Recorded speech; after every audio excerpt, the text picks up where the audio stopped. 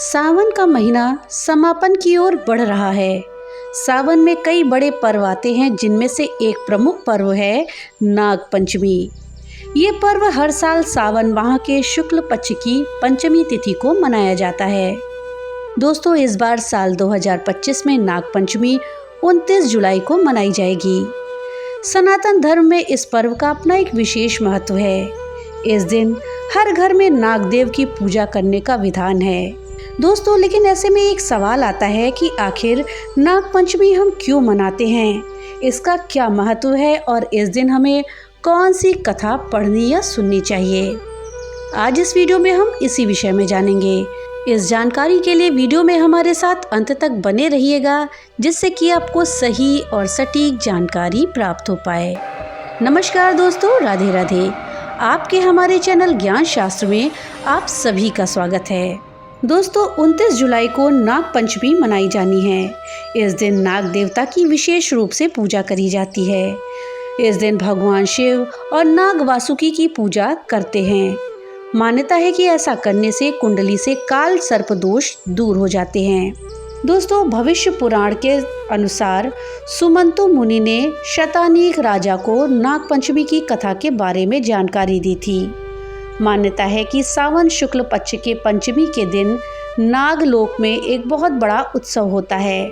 पंचमी तिथि पर नागों को गाय के दूध से स्नान कराने का विधान है। कहा जाता है कि ऐसा करने से व्यक्ति के कुल को नागराज अभय दान देते हैं। महाभारत में जन्मेजय के नाग यज्ञ की एक कहानी है, जिसके अनुसार जन्मेजय के नाग यज्ञ के दौरान बड़े बड़े विकराल नाग अग्निकुंड में जलने लगे थे। उस समय आस्तिक नामक ब्राह्मण सर्प यज्ञ को रोककर नागों की रक्षा करा था। ये पंचमी की तिथि थी, इसीलिए इसके बाद से ये नाग पंचमी मनाई जाने लगी। माना जाता है कि इस दिन नागों की पूजा करने से कुंडली में मौजूद काल सर्प दोष का प्रभाव समाप्त हो जाता है और घर में सुख और शांति रहती है। साथ ही आपके घर में समृद्धि आती है। दोस्तों, नाग पंचमी की तिथि 28 जुलाई की रात में 11:24 पर शुरू हो जाएगी और ये 30 जुलाई की सुबह 12:46 पर ख़त्म होगी। इसलिए 29 जुलाई को हम इस त्यौहार को मनाएंगे। नाग पंचमी के लिए पूजा का शुभ मुहूर्त 29 जुलाई की सुबह 5:41 से सुबह 8:23 तक रहेगा। दोस्तों, अब आइए सुनते हैं नाग पंचमी में कही जाने वाली कथा। लेकिन उसको सुनने से पहले आप सबसे एक छोटी सी रिक्वेस्ट है कि अगर अभी तक आपने वीडियो को लाइक नहीं किया है तो कृपया वीडियो को लाइक कर दें और ज़्यादा से ज़्यादा शेयर करें, जिससे कि ये जानकारी अधिकतर लोगों तक पहुंच पाए। और हाँ, अगर चैनल पर पहली बार आए हैं तो कृपया चैनल को सब्सक्राइब कर दें और बेल आइकन दबाना ना भूलें, जिससे कि मेरी वीडियो सबसे पहले आप तक पहुँच सके। तो चलिए वीडियो में आगे बढ़ते हैं और सुनते हैं नाग पंचमी की कथा। दोस्तों, बहुत समय पहले एक नगर में किसी सेठ के 7 बेटे रहते थे। सभी की शादी सेठ ने समय पर करवा दी थी। 7 बहुएं मिलकर घर का सभी काम करती थीं। उन सभी में से सेठ की सबसे छोटी बहू बहुत संस्कारी थी। एक दिन काम करते हुए घर की बड़ी बहू ने अपने देवरानियों से कहा कि घर को लीपने के लिए पीली मिट्टी नहीं है, जंगल जाकर मिट्टी लानी होगी। जेठानी के ऐसा कहते ही उसके साथ घर लीपने के लिए मिट्टी लाने सभी देवरानी निकल गईं। सभी खुरपी से मिट्टी निकाल ही रही थी कि तभी सबसे बड़ी वाली बहू को एक नाग नजर आया। उसे मारने के लिए जैसे ही बड़ी बहू ने खुरपी उठाई, वैसे ही सबसे छोटी बहू ने कहा, जेठानी जी, इसे मत मारिए, इसकी कोई गलती नहीं है, जंगल ही तो इसका घर है। अपनी देवरानी की बात मानकर उसने नाग को कुछ नहीं किया। तभी उसकी छोटी बहू ने नाग से कहा कि आप एक जगह अलग बैठ जाइए, हम तब तक मिट्टी खोदते हैं, फिर आपके पास आएंगे। इतना कहकर सभी मिट्टी निकालने लगी और कुछ देर के बाद घर चली गईं।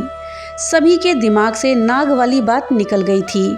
अगले दिन छोटी बहू को अचानक से याद आया कि उसने नाग को इंतजार करने के लिए कहा था।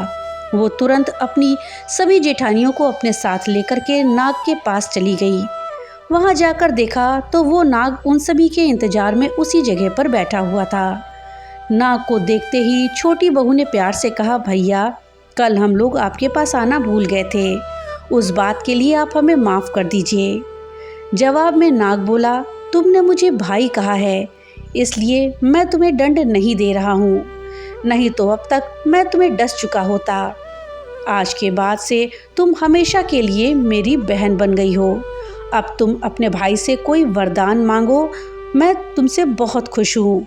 इतना सब सुनने के बाद छोटी बहू ने नाग से बोला, मेरा कोई सगा भाई नहीं है, इसलिए मैंने आपको भाई कहा था। अब से आप मेरे भाई हो, आप हमेशा मेरी रक्षा करना, बस यही वरदान मुझे आपसे चाहिए। नाग ने हर कदम पर साथ देने का वादा किया और अपने रास्ते निकल गया। सेठ की सारी बहू भी अपने घर लौट आईं। कुछ समय बाद नाग इंसान का रूप बनाकर अपनी बहन से मिलने सेठ के घर गया। उसने सेठ से कहा कि मेरी छोटी बहन को बुला दो, वो आपकी छोटी बहू है। पहले तो उनके मन में विचार आया कि बहू का तो कोई भाई ही नहीं है, फिर ये कहाँ से आ गया। फिर उन्होंने अपनी छोटी बहू को बुलाया। नाग ने फिर साथ में बहन को अपने घर ले जाने की बात कही। सेठ ने इसकी भी आज्ञा दे दी। तभी नाग ने अपनी बहन से पूछा, कहीं तुम मुझे भूल तो नहीं गई हो? जवाब में बहन बोली, नहीं भैया, मैं आपको बिल्कुल नहीं भूली हूँ। फिर नाग ने कहा, मैं तुम्हें अपने घर ले जाने आया हूँ, तुम मेरी पूंछ पकड़कर पीछे पीछे चलती रहना। उसकी बहन ने वैसा ही किया। कुछ देर के बाद वो एक बड़े से मकान में पहुँच गए। वहाँ हर तरफ सोना, चांदी और अन्य कीमती सामान थे।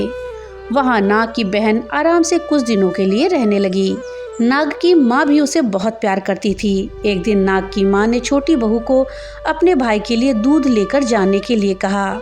छोटी बहू ने दूध को गर्म किया और भाई को पीने के लिए दे दिया।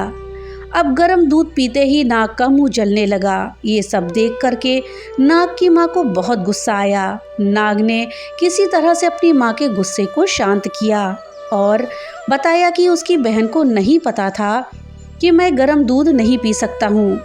अब नाग के परिवार के साथ कुछ समय बिताने के बाद सेठ की छोटी बहू अपने घर जाने लगी। नाग ने अपनी बहन को खूब सारी धन दौलत और आभूषण देकर के विदा किया। बहू के साथ घर में इतना सारा धन आते देख सेठ और उसकी जेठानियां हैरान हो गई। एक दिन नाग की बहन को घर की बड़ी बहू ने कहा कि तुम अपने भाई से सोना और चांदी और लेकर के आओ, उसके पास तो बहुत सारा पैसा है, वो तुम्हें मना नहीं करेगा। छोटी बहू ने अपने भाई नाग को ये बात बताई। इसके बारे में पता चलते ही नाग ने अपनी बहन का घर तरह तरह के आभूषणों से भर दिया। सभी जेवरातों में से एक हीरे का हार बेशकीमती था। उस हार को जो भी देखता वही उस पर मोहित हो जाता। धीरे धीरे उस हीरे के हार की खबर राज्य की रानी तक पहुंची। उसने छोटी बहू से हार लेकर के खुद अपने पास रख लिया। दुखी होकर सेठ की छोटी बहू ने अपने भाई को इसके बारे में बताया। गुस्से में उसके नाग भाई ने रानी के गले के हीरे के हार को नाग में बदल दिया। इससे डरकर रानी ने एकदम हार को अपने गले से उतारा और सेठ की छोटी बहू को महल में बुलवाया। उसके महल में पहुंचते ही रानी ने छोटी बहू को बताया कि कैसे हार उसके गले में नाग बन गया था और उससे इसकी वजह पूछने लगी। तब सेठ की छोटी बहू ने बताया कि नाग भाई ने ये हार सिर्फ मुझे पहनने के लिए दिया है, इसे कोई दूसरा इंसान गले में डालेगा तो ये तुरंत सांप बन जाएगा। इस बात को सही साबित करने के लिए रानी ने सेठ की छोटी बहू को सांप बन चुके हार को पहनने के लिए कहा। छोटी बहू ने जैसे ही नाग बने हार को गले में डाला, वो दोबारा हीरे के हार में बदल गया। महारानी ने ये सब होते हुए खुद अपनी आंखों से देखा। ये देखकर वो हैरान रह गई। अब उसे सेठ की छोटी बहू की बात पर यकीन हो गया। उसने हार छोटी बहू को अपने साथ ले जाने के लिए कह दिया। इतना सब होने के बाद रानी ने सेठ की छोटी बहू को कुछ सोने की मुद्राएं देकर महल से विदा किया। अब सेठ की छोटी बहू घर में सोने के सिक्के लेकर पहुंची। ये सब देखकर बड़ी बहू को जलन होने लगी। उसने सोचा क्यों ना कुछ ऐसा किया जाए जिससे देवरानी परेशान हो जाएं। उसने अपने देवर से पूछा, आखिर तुम्हारी पत्नी को इतने आभूषण, ये धन सब कुछ कैसे मिल रहा है? तुम्हें उस पर ध्यान देना चाहिए। यूं ही तो कोई किसी को इतना सारा धन, जेवर इत्यादि नहीं देता। पता करो कि आखिर मामला क्या है। भाभी से अपनी पत्नी के बारे में इतना सब सुनने के बाद उसके मन में अपनी पत्नी के लिए शक पैदा हो गया। उसकी हर बात को वो शक भरी निगाहों से देखने लगा। एक दिन इस बारे में उसने अपनी पत्नी से बात करी। खुद के लिए अपने पति से ऐसा सब कुछ सुनने के बाद वो दुखी हो गई। उसने सीधे अपने नाग भाई से मुलाकात की और अपने पति के द्वारा कही गई सारी बातें बताईं। अपनी दुखी बहन को देखकर नाग को भी गुस्सा आया। फिर क्या था, नाग सीधे अपनी बहन के पति से मिला और बोला कि अपनी बहन को जेवरात और दूसरे तोहफे मैंने दिए हैं, तुम्हें उस पर किसी भी तरह का शक करने की ज़रूरत नहीं है, वो बहुत अच्छी है, और अगर आगे से कभी तुमने उस पर शक किया या कुछ गलत कहा तो मैं तुम्हें जिंदा खा जाऊंगा। नाग से ये सब सुनने के बाद सेठ के बेटे ने उससे माफ़ी मांगी और कहा कि आज के बाद से मैं ऐसा बिल्कुल भी नहीं करूँगा। आप मेरे ऊपर गुस्सा मत कीजिए, मैं आपकी बहन को किसी भी तरह का दुख नहीं होने दूंगा। इतना कहकर वो सीधे घर गया और अपनी पत्नी से माफ़ी मांगी। उसके बाद दोनों खुशी खुशी साथ में रहने लगे। इसी तरह सेठ की छोटी बहू हर तरह की मुसीबत में अपने भाई को याद करती और वो उसकी परेशानी को दूर कर देता। इसी तरह से नाग पंचमी का त्यौहार शुरू हो गया और सभी महिलाएं नाग को अपना भाई मानकर पूजते हुए उन्हें दूध पिलाती हैं। दोस्तों, ये थी नाग पंचमी की पहली कथा। आइए अब सुनते हैं नाग पंचमी की दूसरी कथा। एक नगर में एक सेठ जी रहते थे। उनके 7 बेटे और 7 बहुएं थी। 7 बहुओं में से 6 बहुओं के तो मायके थे, लेकिन 7वीं बहू का मायका नहीं था। जब वो गर्भवती हुई तो उसे घेवर खाने की इच्छा हो रही थी। उसके पीहर नहीं था। जब वो गर्भवती हुई तो उसे घेवर खाने की इच्छा हो रही थी। उसके पीहर नहीं था तो उसने एक घेवर चुराया और पानी भरने गई। पानी भरते समय वो घेवर अपने साथ ले गई और वहाँ जा कर के पेड़ के नीचे घेवर रख दिया और सोचा कि पानी भरकर आराम से घेवर खा लूँगी। जब वो पानी भर करके घेवर लेने गई तो वहाँ पर घेवर नहीं मिला। उस पेड़ के पास एक बांबी थी, उसमें एक नागिन रहती थी। वो नागिन भी उस समय गर्भवती थी। घेवर को देखकर नागिन की इच्छा उसे खाने की हुई थी और उसने घेवर खा लिया था। उस नागिन ने सोचा कि यदि साहूकार की बहू मुझे गाली देगी तो मैं उसे डस लूँगी, और अगर कुछ नहीं करेगी तो इस बिना मायके वाली बहू को मायका दिखा दूंगी। साहूकार के बेटे की बहू ने कहा कि शायद कोई मेरी जैसी ही होगी जिसने घेवर खा लिया। ऐसा सुनकर नागिन बहुत खुश हुई और उसने अपने बेटों से कहा कि तुम इंसान रूप में बनकर जाओ और साहूकार के बेटे की बहू को लेकर आओ। नागिन के बच्चे इंसान का रूप बनकर साहूकार के घर चले गए। वहां जाकर उन्होंने कहा कि हमारी बहन को हम लेने आए हैं। तब सास ने कहा कि पहले तो कभी नहीं आए, इतने दिन कहाँ थे। तब उन्होंने कहा कि जब हमारी बहन का जन्म हुआ था तब हम नानी के घर में थे और शादी हुई तब हम परदेश में कमाने के लिए गए थे। उन लड़कों ने बहुत सारे कपड़े, गहने और मिठाइयाँ बहन के सास और जेठानियों को दी। सास बहुत प्रसन्न हुई और जेठानियाँ उसे देखकर जल भुन रही थीं। सास ने बहू को उसके साथ में भेज दिया। बांबी के पास जाकर उन्होंने कहा, बहन हम नाग हैं। उस दिन जब तुम पेड़ के नीचे घेवर रखी थी तब तुम्हारा घेवर हमारी माँ ने खा लिया था। उन्होंने तुम्हें अपनी बेटी माना है, इस नाते से अब तुम हमारी बहन हो। बहन अब तुम हमारी पूंछ पकड़ लो और डरना मत। उनके कहने पर वो पूंछ पकड़कर बांबी में चली गई। अब वहाँ पर उन्होंने उसे बहुत लाड प्यार करा और सुख से रखा। वहीं पर उसने एक लड़के को जन्म दिया। जब उसका लड़का थोड़ा बड़ा हुआ तब पड़ोसन ने साहूकार के बेटे की बहू को ताना मारते हुए कहा कि अगर तू तेरी माँ की इतनी लाडली है तो तू तेरी माँ से कहे कि आज तो नागों को दूध मैं ही पिलाऊंगी। पड़ोसन का ताना उससे सहन नहीं हुआ। वो माँ से जिद करके नागों का दूध ठंडा करने लगी। अभी तक दूध ठंडा नहीं हुआ था, उससे पहले ही उसके बेटे ने घंटी बजा दी। घंटी की आवाज़ सुनकर छोटे बड़े सारे नाग दूध पीने के लिए दौड़ पड़े। जब उन्होंने दूध को मुंह में लगाया तो बहुतों का मुंह जल गया। तब नाग क्रोधित होकर बोले कि हम बहन को काटेंगे। उनकी माँ ने उसे समझाते हुए कहा कि इसे मत काटो, ये तुम्हें आशीष देगी। तब साहूकार के बेटे की बहू ने कहा, नाग बाढ़े नागिन बाढ़े, भैया का परिवार बाढ़े। थोड़े दिन बीत जाने के बाद पड़ोसन ने फिर से ताना मारा कि अगर तेरी माँ तुझ पर विश्वास करती है तो तुझे 7वें कोठे की चाबी दे दे। उसने माँ से जिद करके चाबी ले ली और जब ताला खोला तो अंदर झूले में बाबा नाग झूल रहे थे। उसने बाबा नाग से कहा, सत सिया राम बाबा। उन्होंने कहा कि तूने सत सिया राम कर लिया, वरना मैं तुझे डस लेता। तब उसने कहा कि आप तो मेरे पिता हो, मुझे कैसे डस सकते हो। और बोली, नाग बाढ़े नागिन बाढ़े, भैया का परिवार बाढ़े। नाग देवता ने उसको 9 करोड़ का हार दे दिया। माँ ने अपने बेटों से कहा, साहूकार की बहू तो अब बड़े घरों में हाथ डालने लगी है, उसे ससुराल पहुँचा दो। नागों ने साहूकार के बेटे की बहू को बहुत सारे गहने कपड़े दिए और ससुराल पहुँचा दिया। कुछ दिनों की बात है, उसका बच्चा झाड़ू तोड़ रहा था। तब ताई ने कहा, झाड़ू मत तोड़, इतना तोड़ने का शौक है तो तेरे नाना मामा के यहाँ से लाया होता। सांपों ने सुन लिया और माँ से जाकर कहा। माँ ने कहा, 2 झाड़ू सोने की बनवा दो, 2 चांदी की बनवाओ और दे आओ। ताइयाँ देखकर जल गईं और कहने लगीं, इसके तो ताने मारने से धन बढ़ता है। कुछ दिनों के बाद की बात है, बच्चा गेहूं बिखेर रहा था। ताई ने ताना मारा, गेहूं बिखेरने का इतना शौक है तो नाना मामा के घर से ले आता, हमारे यहाँ तो मत बिखेर। सांपों ने सुन लिया और फिर जाकर माँ से कहा। माँ ने कहा, 2 बोरी सोने के दाने और 2 बोरी चांदी के दाने दे आओ।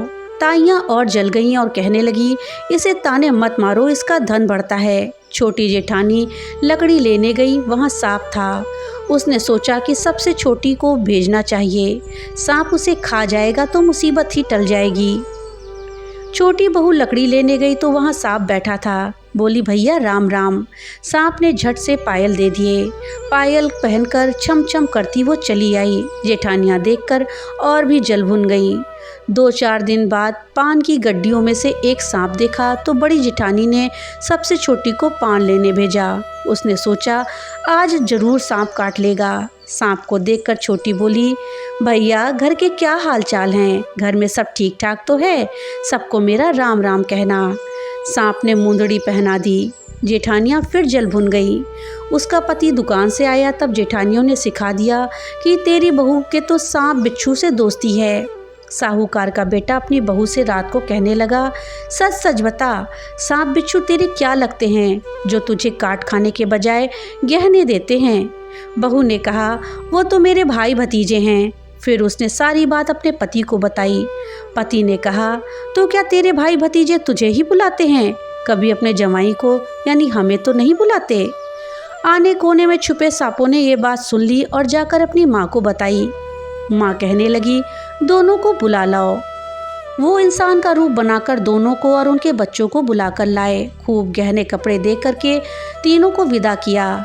दोस्तों, ऐसा समर्थवान पीहर नागपंचमी की कहानी कहने वालों को, सुनने वालों को सबको मिले। अब आइए सुनते हैं नागपंचमी में कही जाने वाली तीसरी कथा के बारे में। किसी गांव में एक किसान रहता था। उसके साथ उसकी पत्नी और एक छोटा सा बेटा रहता था।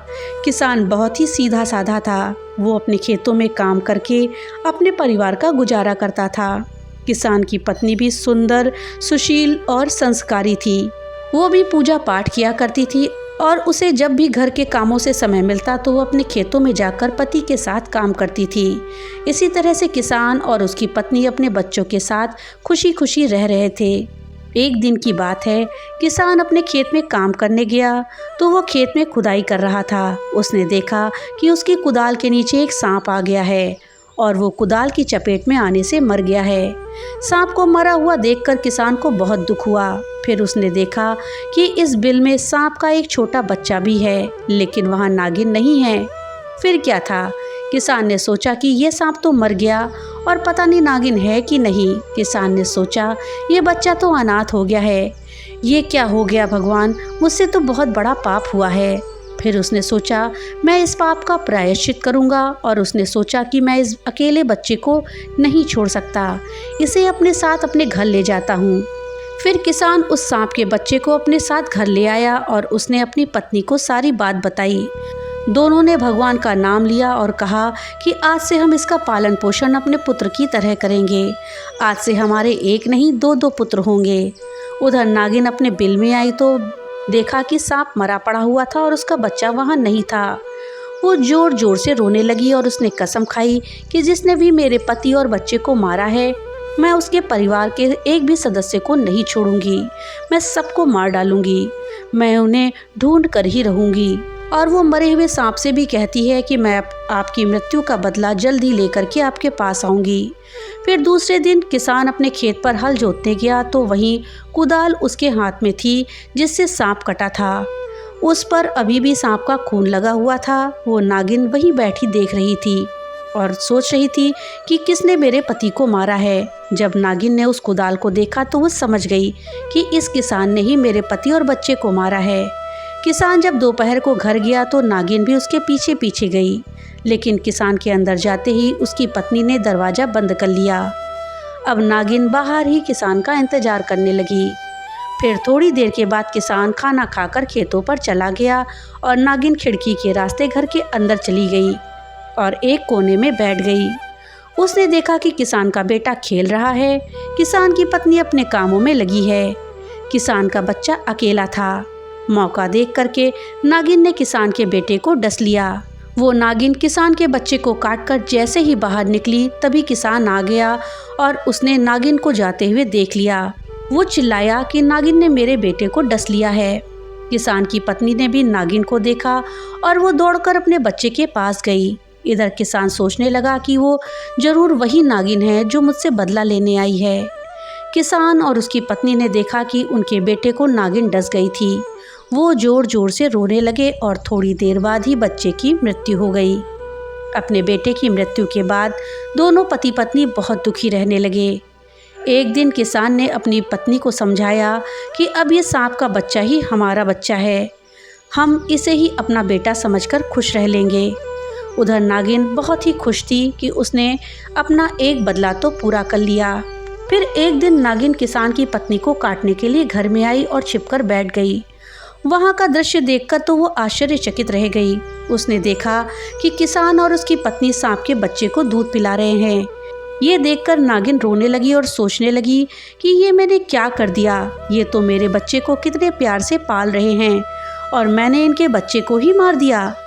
किसान से तो अनजाने में पाप हुआ था और मैंने जानबूझकर इनके बच्चे को मार दिया।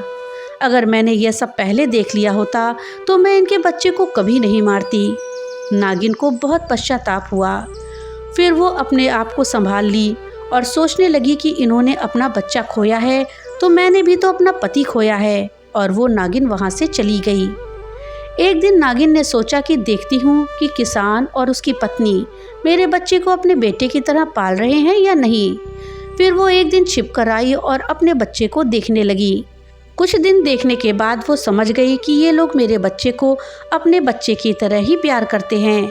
फिर वो नागिन एक शिव मंदिर में गई और भगवान शिव से प्रार्थना करने लगी, हे भगवान, मैंने अनजाने में इनके बच्चे को मार दिया है, आप इन्हें एक और बच्चा दे दीजिए, किसान की पत्नी की गोद भर दीजिए। नागिन रो रो कर भगवान शिव से प्रार्थना कर रही थी। कहते हैं कि भगवान शिव नागिन की प्रार्थना जल्दी ही सुनते हैं। तभी किसान के घर एक सेठानी आई और उनकी गोद में एक बच्चा था। सेठानी ने किसान से कहा, आप हमारे बच्चे को बचा लो, इसे नागिन ने काट लिया है और हमारे पीछे गुंडे भी पड़े हैं, वो हमारे बच्चे को छीन लेंगे। अगर तुम हमारे बच्चे को बचा लोगे तो भगवान तुम्हारा भला करेंगे। किसान ने उनकी बात मान ली और वो सेठानी किसान को बच्चा दे करके वहाँ से चली गई।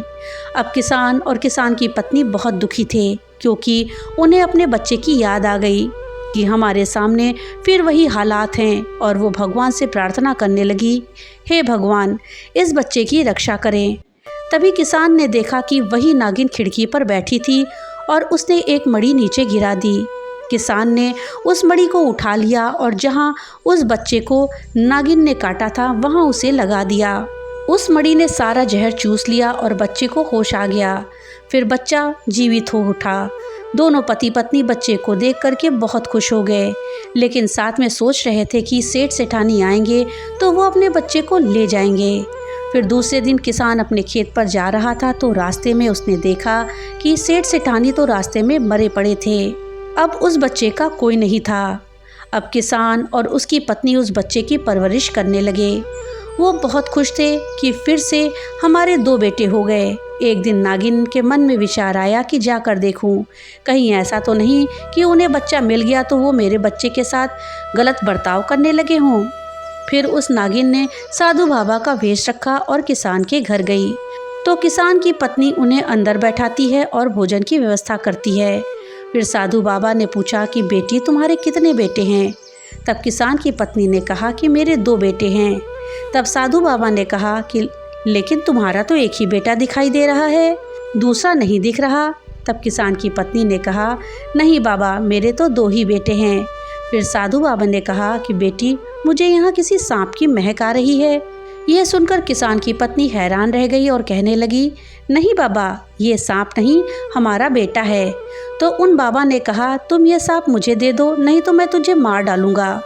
किसान की पत्नी जोर जोर से रोने लगी और कहने लगी नहीं बाबा, मैं अपने बच्चे को नहीं दूंगी, आपको और जो चाहिए वो ले लो, हम अपने बच्चे को नहीं दे सकते, ये सांप का बच्चा भी हमारा ही बेटा है। बाबा ने उन्हें धमकी दी कि मैं तुम्हें और तुम्हारी पत्नी को मार दूंगा। तब किसान ने कहा बाबा आप मेरी जान ले लीजिए, लेकिन पत्नी को छोड़ दीजिए, क्योंकि मेरे बच्चे अभी बहुत छोटे हैं, उन्हें अपनी माँ की ज़रूरत है और वही उन्हें पाल सकती है। तब साधु बाबा ने कहा कि जो मणि तुम्हारे पास है वो मुझे दे दो। तब किसान ने कहा ठीक है बाबा, मैं उस मणि का क्या करूँगा। किसान ने वो मणि उन्हें दे दी। वो लेकर बाबा घर से बाहर निकल आए और वो नागिन अपने असली रूप में आ गई और उसने सोचा किसान और उसकी पत्नी मेरे बच्चे को बहुत प्यार करते हैं और अपने बच्चे की तरह ही पालते हैं। अब उसका भ्रम दूर हो चुका था। फिर वो अपने पति के पास गई और कहा आज मेरा वचन पूरा हो गया, अब मैं तुम्हारे पास आ रही हूँ, अब मुझे जीने का कोई मतलब नहीं है। और उस नागिन ने अपने पति के पास ही अपने प्राण त्याग दिए। थोड़ी देर बाद किसान बाहर निकला तो देखा कि वहाँ पर नागिन मरी पड़ी है और वो मड़ी भी उसके पास ही है। फिर किसान सारी बात समझ गया कि ये वही नागिन है, ये हमारी परीक्षा लेने आई थी और अपने बच्चे को देखने आई थी। फिर किसान और उसकी पत्नी दोनों ने मिलकर नागिन का अंतिम संस्कार कर दिया, जिससे उनकी मुक्ति हो गई। अब किसान और उसकी पत्नी अपने दोनों बच्चों के साथ सुखपूर्वक रहने लगे और नागिन की दी हुई मणि के कारण उनको किसी प्रकार की कोई कमी नहीं रही। तो दोस्तों ये थी नाग पंचमी की जानकारी और नाग पंचमी में कही जाने वाली कथा की जानकारी। दोस्तों जानकारी आपको कैसी लगी हमें कमेंट बॉक्स में लिख करके ज़रूर बताइएगा। तो मिलते हैं अगली नई वीडियो के साथ, तब तक के लिए राधे राधे।